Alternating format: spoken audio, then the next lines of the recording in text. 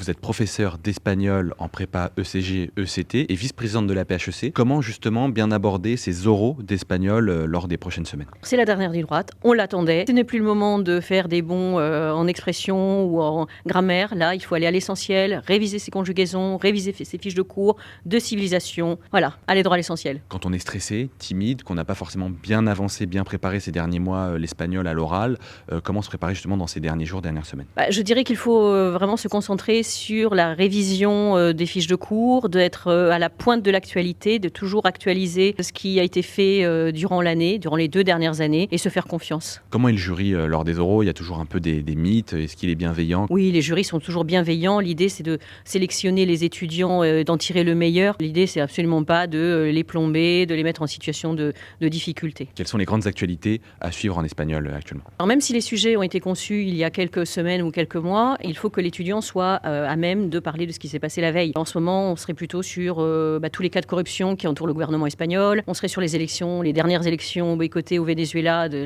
la dictature vénézuélienne. On est aussi et surtout avec les relations Mexique-États-Unis qui chaque jour apportent un épisode nouveau. Qu'est-ce que le jury essaye de savoir? Quelles sont les questions types le jour J en oraux? Déjà la qualité de la langue, c'est la base, savoir quelle est la capacité de l'étudiant à s'exprimer. Alors l'idée, c'est pas de réciter un cours, de pas sortir une fiche prête à l'emploi, mais vraiment quelle est sa réactivité par rapport à une question de civilisation. Et puis ensuite, il peut aussi y avoir des questions personnelles, la capacité de l'étudiant à s'exprimer à la première personne. Donc ça, il faut le travailler justement, ces questions personnelles. Disons qu'il faut savoir conjuguer à la première personne, être capable de passer de la fameuse troisième personne qu'on a eu tendance à utiliser toujours à yo pienso que, yo prefiero, es que para mí es eso, des choses qui sont vraiment plus personnelles. Merci Christine.